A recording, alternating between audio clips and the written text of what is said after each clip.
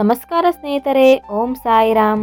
ರಾಜರಿಗೆಲ್ಲ ರಾಜನಾದ, ಯೋಗಿಗಳಿಗೆಲ್ಲ ಶ್ರೇಷ್ಠ ಯೋಗಿಯಾದ, ಪರಬ್ರಹ್ಮ ಸ್ವರೂಪನಾದ ಶ್ರೀ ಸಚ್ಚಿದಾನಂದ ಸಮರ್ಥ ಸದ್ಗುರು ಸಾಯಿನಾಥ ದೇವನಿಗೆ ಜಯವಾಗಲಿ. ಸ್ನೇಹಿತರೆ, ಲಾಸ್ಟ್ ಟೈಮ್ ನಾನು ವಿಡಿಯೋದಲ್ಲಿ ಶ್ರದ್ಧಾ ಮತ್ತು ಸಬೂರಿಯ ಪವಾಡದ ವಿಡಿಯೋವನ್ನು ನಾವು ನೋಡಿದ್ವಿ.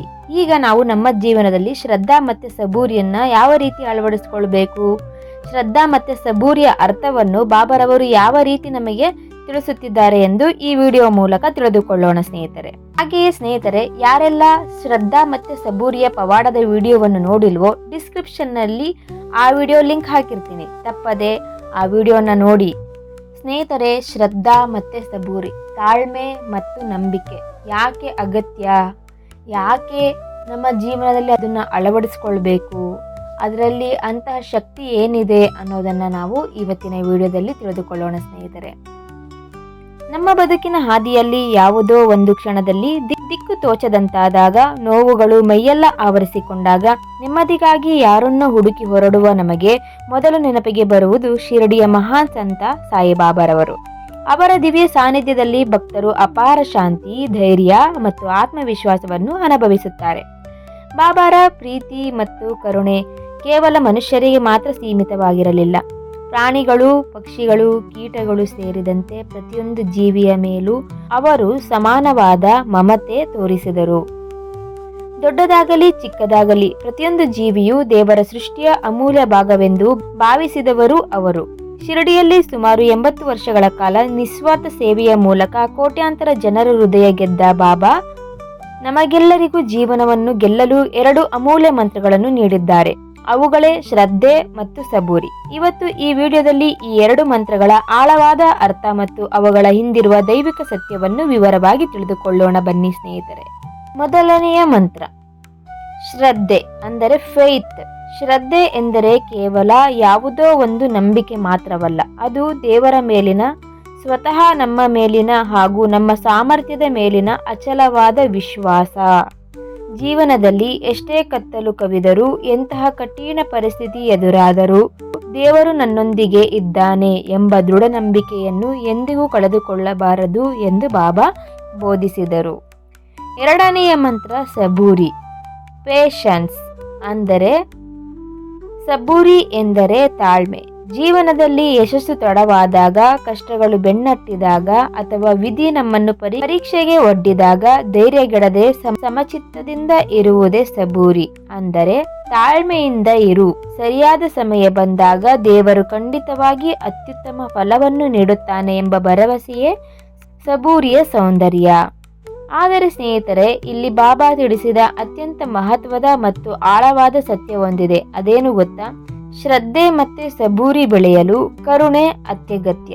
ನಮ್ಮಲ್ಲಿ ನಮ್ಮ ಮೇಲೂ ಇತರರ ಮೇಲೂ ಪ್ರೀತಿ ಮತ್ತು ಕರುಣೆ ಇಲ್ಲದಿದ್ದರೆ ನಮ್ಮ ಶ್ರದ್ಧೆ ಮತ್ತು ತಾಳ್ಮೆ ಎಂದಿಗೂ ಪೂರ್ಣಗೊಳ್ಳುವುದಿಲ್ಲ. ಕೇವಲ ಕಲ್ಲು ದೇವರಿಗೆ ಪೂಜೆ ಮಾಡಿ ಮನುಷ್ಯರನ್ನು ಪ್ರೀತಿಸದಿದ್ದರೆ ಆ ಆಧ್ಯಾತ್ಮಿಕತೆಗೆ ಅರ್ಥವೇ ಇರುವುದಿಲ್ಲ. ಇದನ್ನು ನಮ್ಮ ದೈನಂದಿನ ಬದುಕಿಗೆ ಅಳವಡಿಸಿಕೊಂಡು ಯೋಚಿಸಿ. ನಮ್ಮ ಸುತ್ತಮುತ್ತ ಮನೆ ಕೆಲಸ ಮಾಡುವವರು, ತೋಟಗಾರರು, ಸ್ವಚ್ಛತಾ ಸಿಬ್ಬಂದಿ, ಭದ್ರತಾ ಸಿಬ್ಬಂದಿ, ಹೀಗೆ ನಮ್ಮ ಜೀವನವನ್ನು ಸುಗಮಗೊಳಿಸುವ ಅನೇಕರಿದ್ದಾರೆ. ಆದರೆ ಅವರು ನಮ್ಮಂತೆ ರಕ್ತ ಮಾಂಸದ ಮನುಷ್ಯರೇ ಅಲ್ಲವೇ? ಆದರೂ ಅವರು ಕುಟುಂಬದ ಸಮಸ್ಯೆಗಳು, ಆರೋಗ್ಯದ ತೊಂದರೆಗಳು, ಆರ್ಥಿಕ ಸಂಕಷ್ಟಗಳನ್ನು ಎದುರಿಸುತ್ತಿರುತ್ತಾರೆ. ಅಂತಹ ಕಾರಣಗಳಿಂದ ಕೆಲವೊಮ್ಮೆ ಅವರು ಕೆಲಸಕ್ಕೆ ತಡವಾಗಿ ಬರಬಹುದು ಅಥವಾ ಬರಲು ಸಾಧ್ಯವಾಗದೇ ಇರಬಹುದು. ಅಂತಹ ಸಂದರ್ಭದಲ್ಲಿ ನಾವು ಕೋಪಗೊಳ್ಳುವುದು, ಅವರನ್ನು ಅವಮಾನಿಸುವುದು, ವೇತನ ಕಡಿಮೆ ಮಾಡುವುದು ಅಥವಾ ಕೆಲಸದಿಂದ ತೆಗೆದುಹಾಕುವುದು ತುಂಬ ಸುಲಭ. ಆದರೆ ಸಾಯಿಬಾಬಾ ನಮಗೆ ತೋರಿಸಿದ ಮಾರ್ಗ ಇದಲ್ಲ.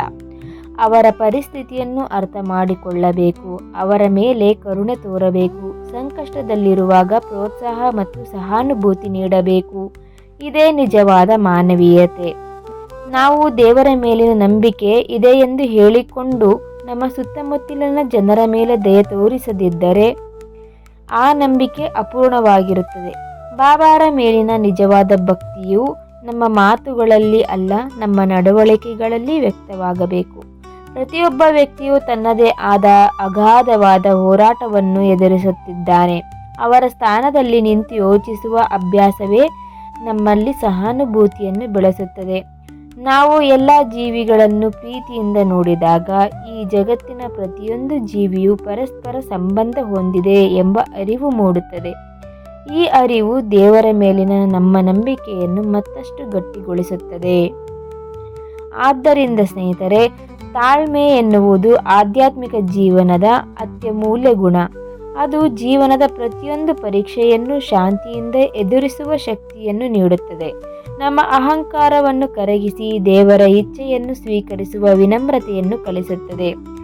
ಕರುಣೆ, ಶ್ರದ್ಧೆ ಮತ್ತು ಸಬೂರಿ ಈ ಮೂರು ಗುಣಗಳು ಬೇರೆ ಬೇರೆಯಲ್ಲ. ಅವು ಪರಸ್ಪರ ಹಾಸುಹೊಕ್ಕಿರುವ ಆಧ್ಯಾತ್ಮಿಕ ಪ್ರಗತಿಯ ದೃಢವಾದ ಅಡಿಪಾಯಗಳು.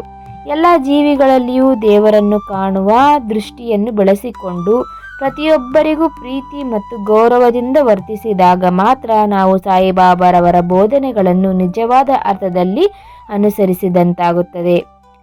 ಹೌದು ಸ್ನೇಹಿತರೆ, ಕರುಣೆ, ಶ್ರದ್ಧೆ ಮತ್ತು ಸಬೂರಿ ಈ ಮೂರು ಗುಣಗಳು ಪರಸ್ಪರ ಸಂಬಂಧ ಹೊಂದಿದ್ದು ನಮ್ಮ ಆಧ್ಯಾತ್ಮಿಕ ಪ್ರಗತಿಗೆ ದೃಢವಾದ ಅಡಿಪಾಯಗಳಾಗಿವೆ.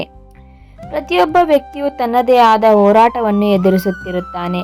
ಅವರ ಸ್ಥಾನದಲ್ಲಿ ನಿಂತು ಯೋಚಿಸುವ ಅಭ್ಯಾಸ ನಮ್ಮಲ್ಲಿ ಸಹಾನುಭೂತಿಯನ್ನು ಬೆಳೆಸುತ್ತದೆ. ಸಾಯಿಬಾಬಾರವರ ಜೀವನವು ನಮಗೆ ಪ್ರೀತಿ ಮತ್ತು ನಿಸ್ವಾರ್ಥ ಸೇವೆಯ ಅಮರ ಸಂದೇಶವನ್ನು ನೀಡುತ್ತದೆ. ಎಲ್ಲ ಜೀವಿಗಳಲ್ಲಿಯೂ ದೇವರನ್ನು ಕಾಣುವ ದೃಷ್ಟಿಯನ್ನು ಬೆಳೆಸಿಕೊಂಡು ಪ್ರತಿಯೊಬ್ಬರೊಂದಿಗೆ ಪ್ರೀತಿ ಮತ್ತು ಗೌರವದಿಂದ ವರ್ತಿಸಿದಾಗ ಮಾತ್ರ ನಾವು ಬಾಬಾರ ಬೋಧನೆಗಳನ್ನು ನಿಜವಾದ ಅರ್ಥದಲ್ಲಿ ಅನುಸರಿಸಿದಂತಾಗುತ್ತದೆ. ಈ ಸುಂದರವಾದ ಸಂದೇಶ ನಿಮಗೆ ಇಷ್ಟವಾಗಿದ್ದರೆ ದಯವಿಟ್ಟು ಈ ವಿಡಿಯೋವನ್ನು ಲೈಕ್ ಮಾಡಿ, ನಿಮ್ಮ ಆಪ್ತರೊಂದಿಗೆ ಶೇರ್ ಮಾಡಿ ಮತ್ತು ನಮ್ಮ ಚಾನಲನ್ನು ಸಬ್ಸ್ಕ್ರೈಬ್ ಮಾಡಲು ಮರೆಯಬೇಡಿ. ಸ್ನೇಹಿತರೆ, ಸ್ಕ್ರೀನ್ ಮೇಲೆ ಕಾಣುತ್ತಿರುವ ನಂಬರಿಗೆ ಕಾಲ್ ಮಾಡಿ ನಿಮ್ಮ ಜೀವನದಲ್ಲಿ ಆಗಿರ್ತಕ್ಕಂತಹ ಸಾಯಿ ಪವಾಡವನ್ನು ಹಂಚಿಕೊಳ್ಳಿ. ಕಮೆಂಟ್ ಬಾಕ್ಸಿನಲ್ಲಿ ತಪ್ಪದೆ ಓಂ ಸಾಯಿರಾಮ್ ಎಂದು ಬರೆಯಿರಿ. ಮತ್ತೆ ಮುಂದಿನ ವಿಡಿಯೋದಲ್ಲಿ ಅದ್ಭುತ ಸಾಯಿ ಪವಾಡದೊಂದಿಗೆ ಹಾಗೂ ಸಾಯಿ ಸಂದೇಶದೊಂದಿಗೆ ಆಗಮಿಸುತ್ತೇನೆ. ಅಲ್ಲಿಯವರೆಗೆ ಓಂ ಸಾಯಿರಾಮ್.